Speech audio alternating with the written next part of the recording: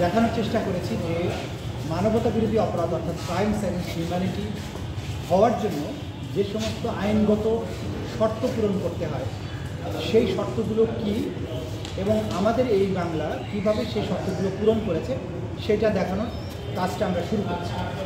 আপনারা জানেন যে মানবতা বিরোধী অপরাধ হওয়ার জন্য যে শর্তটা দরকার যে ওয়াইড স্প্রেড এবং সিস্টেম্যাটিক অ্যাটাক হতে হবে কোনো সিভিলিয়ান পপুলেশনের ব্যাপার অ্যাগেনস্টে।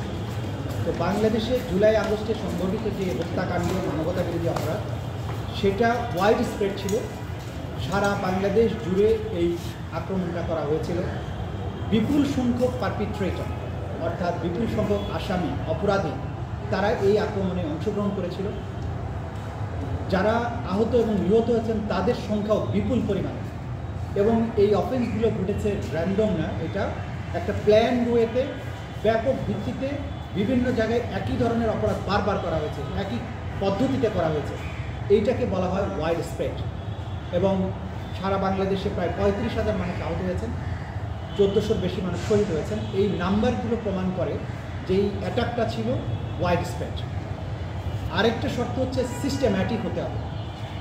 সিস্টেম্যাটিক হওয়ার জন্য যে অপরাধের ধরন, এখানে রাষ্ট্রের রিসোর্স ব্যবহার করা হয়েছে এবং একটা পরিকল্পনার আওতায় একটা সুনির্দিষ্ট টার্গেটে এই অপারেশনগুলো পরিচালিত হয়েছে।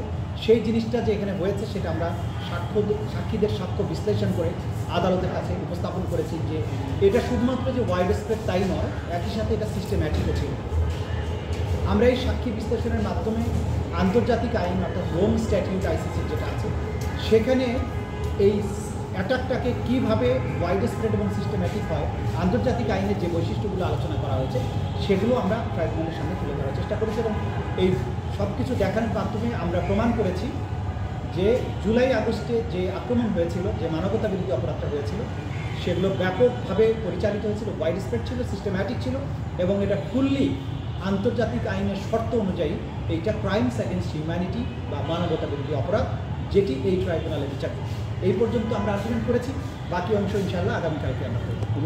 নৃশংসতার ব্যাপারে আমাদের সেপারেট সব এভিডেন্স আমরা দেখিয়েছি। অন্যতম একটা ঘটনাকে আমরা আদালতের সামনে উপস্থাপন করেছি যে 5ই আগস্টে বিকালবেলায় গাজীপুরের কোনাবাড়িতে হৃদয় হোসেন নামে একটা তরুণ, যে পুলিশের নির্বিচার গুলিবর্ষণের পরে গলির মধ্যে পালিয়ে গিয়েছিল, সেখান থেকে ধরে এনে তাকে সারাউন্ড করে পুলিশ সদস্যরা পিঠের মাঝখানে রাইফেলটা ঠেকিয়ে গুলি করে তাকে হত্যা করে।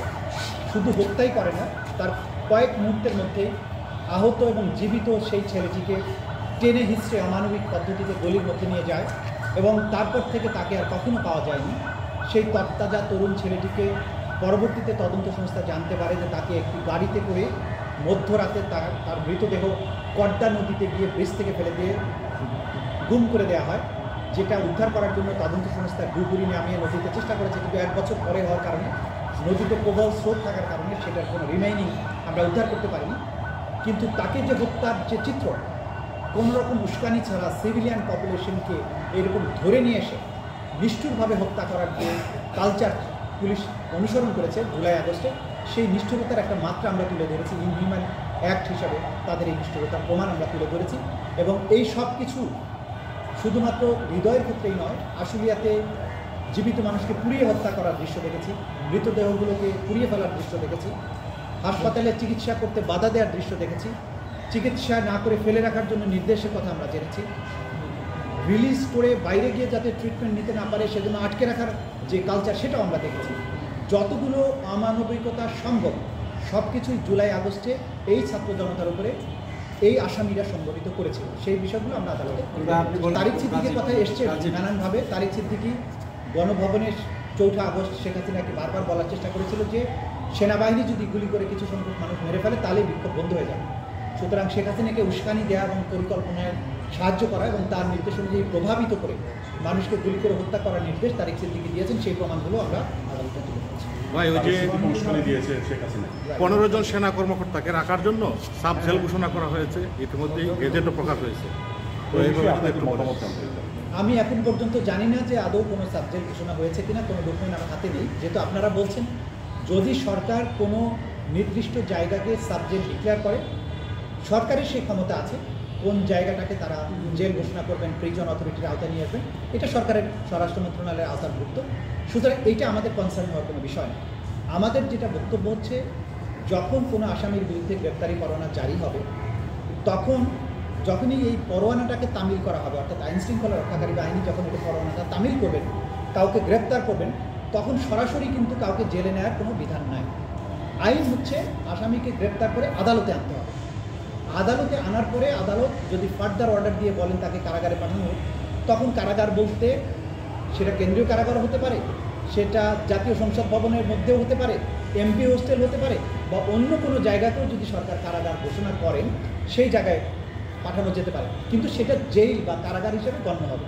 সুতরাং কোন জায়গাকে কারাগার করা হচ্ছে এইটা প্রসিকিউশনের বা তদন্ত সংস্থার আমাদের বিবেচ্য বিষয় নয়। আমাদের বিবেচ্য বিষয় হচ্ছে আইন অনুযায়ী কাজটা করতে হবে, যে আসামিকে গ্রেপ্তার যদি করা হয়, করা মাত্রই উইদিন 24 আওয়ার্স তাকে আদালতে আনতে হবে। এটা হচ্ছে মোদ্দা কথা। সেটা সংবিধানে যেমন আছে, আইসিটির আইনে আছে, সিআরপিসিতে আছে, যে আসামিকে গ্রেপ্তার করে আদালতে আনতে হবে উইদিন 24 আওয়ার্স। তারপরে আদালত যেখানে তাকে রাখতে বলবে সেখানে যে কোনো মানুষকেই গ্রেপ্তার করা যাবে। আইনের দৃষ্টিতে পুলিশ, অপুলিশ, আর্মি, সিভিলিয়ান বলে কোনো জিনিস নেই। আইনে হচ্ছে একজন ব্যক্তি, নাগরিক, একটা মানুষ। আইন সবসময় ব্যক্তিকে বিবেচনা করবে, সেই ব্যক্তির গায়ে কত দামি পোশাক আছে অথবা সে বস্ত্রহীন কিনা এইটা আইন দেখবে না। আইন দেখবে কেবলমাত্র মানুষ, এবং প্রত্যেক মানুষ আইনের দৃষ্টিতে সমান। এখানে কারো উঁচু মর্যাদা, কারো নিচু মর্যাদা, কাউকে ইল ট্রিটমেন্ট দেওয়া, কার জন্য অতিরিক্ত সুবিধা দেওয়া সুযোগ এখানে নেই। সবসময় আইনের, আমাদের কনস্টিটিউশনে, অর্থাৎ আইনের শাসনের মূল কথাই হচ্ছে আইনের দৃষ্টিতে প্রত্যেক মানুষ সমান। সুতরাং বাংলাদেশের একজন বস্ত্রহীন রাস্তায় বাস করা মানুষের যেমন অধিকার যতটুকু, ঠিক একইভাবে কেউ যদি ইউনিফর্ম থাকেন, কেউ যদি আরও দামি পোশাক পরিহিত থাকেন, তার মর্যাদাও সেম। সবাইকে আইনের কাছে আসতে হবে।